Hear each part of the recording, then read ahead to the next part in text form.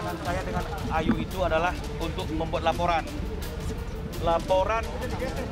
terhadap akun Bundi Empang dengan pemilik akun KD karena diduga telah melakukan pelanggaran sebagaimana diatur dalam pasal 27 ayat 3 junto pasal 45 ayat 3 Undang-Undang Informasi Transaksi Elektronik. Ya, jadi kemarin kenapa kita masih belum buat laporan SIE-nya? Karena kita masih menjalankan proses yang berkaitan dengan masalah restoratif justice-nya. Laporan kami sudah diterima oleh Polda Metro Jaya setelah menggelar perkara dengan cybercrime di Krimsus. Hasilnya laporan kami layak untuk diterima. Jadi selain laporan yang sudah kami lakukan di Krimum dugaan 315, sekarang kami lakukan lagi laporan karena pelanggaran sebagaimana yang diatur oleh Undang-Undang Informasi Transaksi Elektronik. Ancamannya kalau untuk 315 aja 4 bulan. Maaf ya, tapi kan ini bukan bicara masalah ancaman. Enggak. Cuma kan proses hukum kan harus tetap terus berjalan. Jadi ini menunjukkan bahwa kita serius untuk adanya satu proses penegakan hukum terhadap orang-orang yang tidak bertanggung jawab dan memiliki niat untuk menghina, menggunakan media sosial untuk menghina, ya untuk melakukan ujar kebencian kepada orang lain. Tidak perlu konfirmasi kan? Kita hanya perlu melakukan somasi kepada yang bersangkutan. Sudah kita lakukan 2 kali, tidak ada respon. Kita juga sudah undang 2 kali, tidak memenuhi undangan kami. Maka telah terpenuhi syarat legal formilnya untuk kami membuat laporan yang diterima. Nah, masalah melaporkan balik itu adalah hak prerogatif keluarga Kartika, Bang. Kalau misalnya keluarga Kartika Damayanti ingin melakukan lapor balik, maka kita selaku tokoh masyarakat di Bojonegoro akan siap mendampingi keluarga Kartika. Jadi yang kita laporkan nanti adalah pasal 310, 311, kemudian Undang-Undang Nomor 6 Tahun 2014 yang merupakan perubahan dari Undang-Undang Nomor 23 Tahun 2002 tentang perlindungan anak.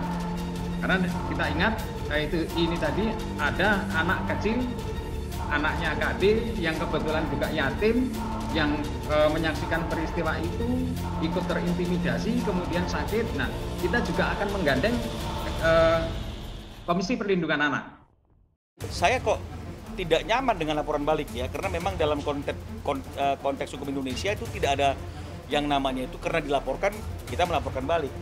Sebuah laporan itu pasti ada dasarnya. Jadi oleh karena itu saya lebih memilih bahwa mereka menggunakan haknya untuk melapor ketika mereka merasa ada pelanggaran hukum yang dilakukan oleh kita. Nah, apa pelanggaran hukum itu?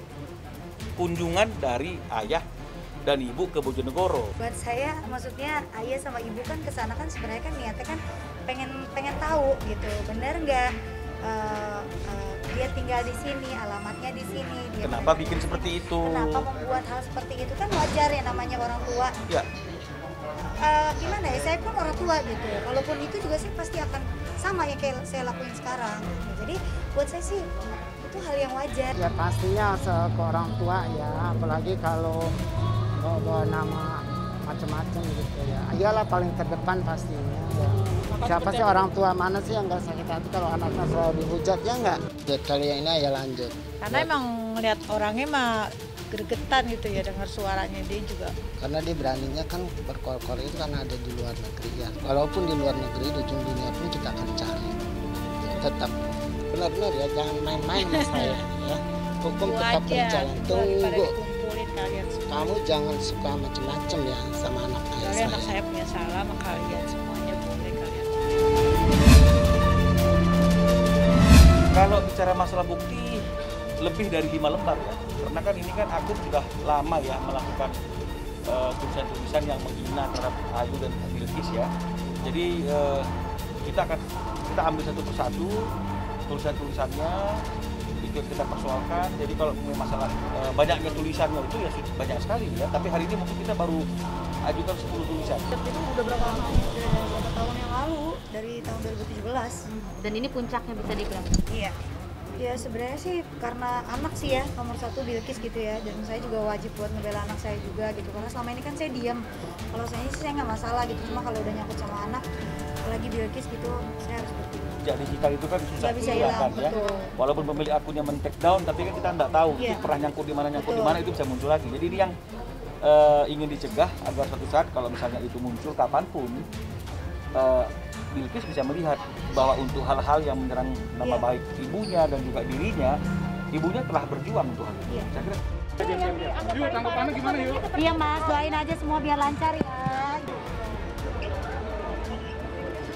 secara konteks hukum pidana tidak dikenal yang namanya konsep damai yang sepanjang saya ketahui ya, karena itu hanya ada dalam konteks hukum perdata. Tapi apapun bisa terjadi ya, artinya kalau memang misalnya ada kemungkinan adanya mediasi yang dilakukan oleh pihak penyidik dan kemudian itu bisa kemudian menyelesaikan persoalan karena ini mungkin dianggap sebagai delik aduan, silakan saja. Saya kira tidak kemungkinan apapun juga. Ya kan dari dulu Mas Edi itu kan udah mau ketemu, cuma kan waktunya dan tempatnya. Kedua dari Mbak Ayu sendiri dan keluarganya kan belum boleh, belum mau mempertemukan Bilkis dengan bapaknya.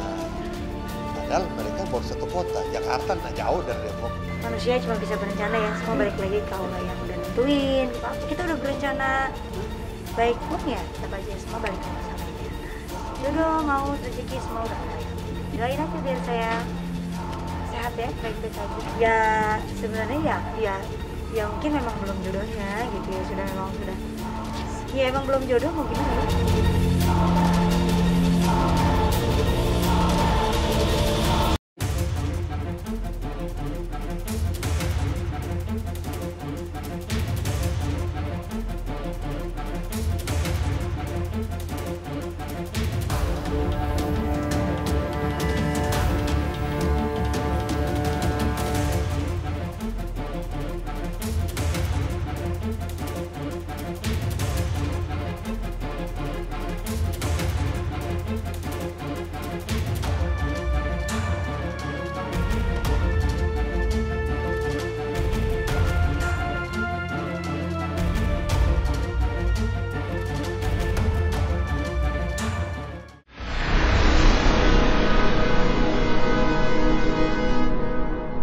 Jadi jangan lupa untuk subscribe Cumi Cumi. Ditekan ya tombol lonceng merahnya.